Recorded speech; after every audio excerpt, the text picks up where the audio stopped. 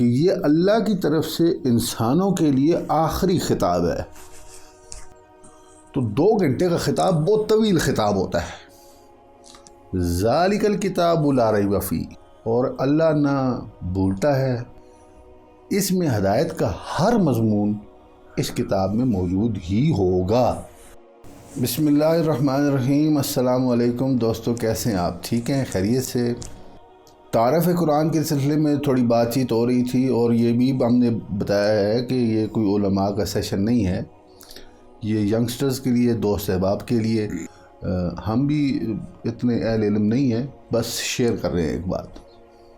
قرآن مجید کو جو بھی پڑھے، اس کے اندر جو ادب کے اعتبار سے، جس طرح اردو ادب ہوتا ہے، عربک ادب ہوتا ہے، اس ادبی اعتبار سے دیکھا جائے تو قرآن خطابت کے انداز سے موجود ہے۔ اس کا انداز خطابت کا ہے۔ تو خطابت سے مراد کیا ہوئی کہ جیسے کہ اللہ تعالیٰ نے خطاب فرمایا ہے۔ اگر اس قرآن کو الحمد شریف سے شروع کریں اور والناس تک پڑھیں ایک مرتبہ، اور مناسب سپیڈ سے، جس طرح جناب سدیس صاحب پڑھتے ہیں، تو یہ کم از کم 20 گھنٹے کا خطاب ہے۔ یہ 20 گھنٹے لگیں گے اس کو ایک مرتبہ پڑھنے، اس انداز۔ تو گویا کہ یوں سمجھ لیا جائے کہ اللہ نے محمد مصطفیٰ صلی اللہ علیہ وسلم کے ذریعے انسانیت کو خطاب کیا ہے۔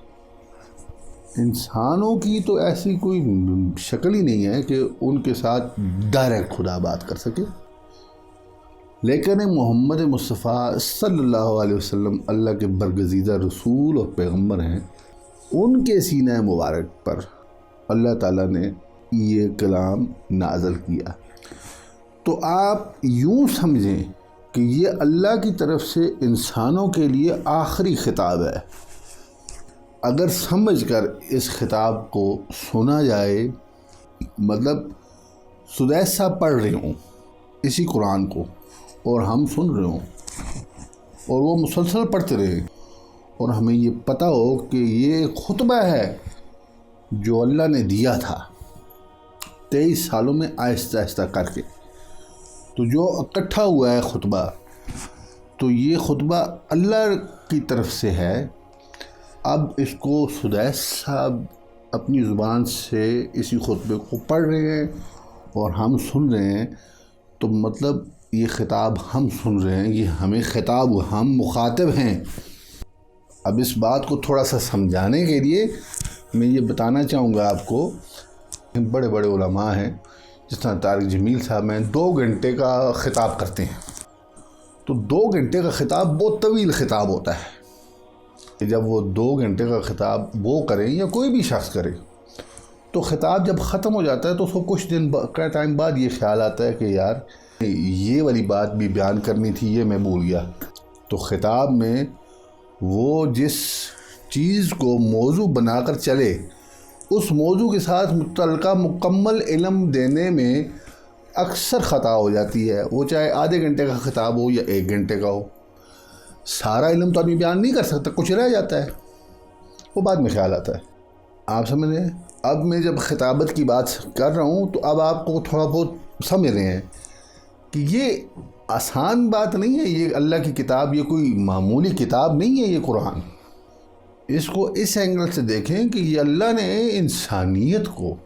انسانیت کے ساتھ خطاب کیا ہوا ہے حضور پاک صلی اللہ علیہ وسلم کے ذریعے، اور اس خطاب میں اللہ تعالیٰ نے فرمایا کہ یہ ذالک الکتاب لا ریب فیہ، اس میں کوئی شک نہیں ہے، پکی ٹھکی ہے یہ جو کتاب ہے، ھدی للمتقین، متقین کے لیے ہدایت ہے۔ تو اللہ نے اس کو ہدایت کی کتاب کہا ہے، تو اس سے یہ بات واضح ہو جانی چاہیے کہ اللہ کا جو ارادہ ہے، جو ان کی چاہت ہے، وہ یہ ہے کہ آخری انسان تک ہدایت پہنچے، اور انبیاء کا سلسلہ چونکہ منقطع ہے، اس لیے حضور پاک صلی اللہ علیہ وسلم کے ذریعے اللہ نے اپنے کلام کو خطاب کیا، اپنے کلام کے ذریعے ساری انسانیت سے، اور اس خطاب کو محفوظ کر لیا، اور وہ محفوظ خطاب ہر وقت موجود ہے۔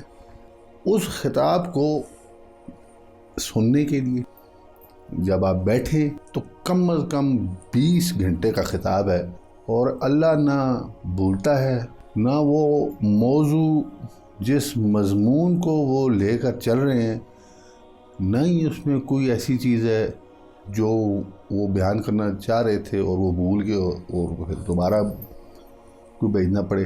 تو یہ مکمل کتاب ہے، اس میں ہدایت کا ہر مضمون اس کتاب میں موجود ہی ہوگا، کیونکہ یہ اللہ کی طرف سے ہدایت کی کتاب ہے، اور یہ اللہ نے خود خطاب کیا، تو اللہ تعالیٰ خطاب کے دوران بھولتے نہیں ہیں۔ یہ ایسا نہیں ہوتا کہ وہ بھی بھول جائیں۔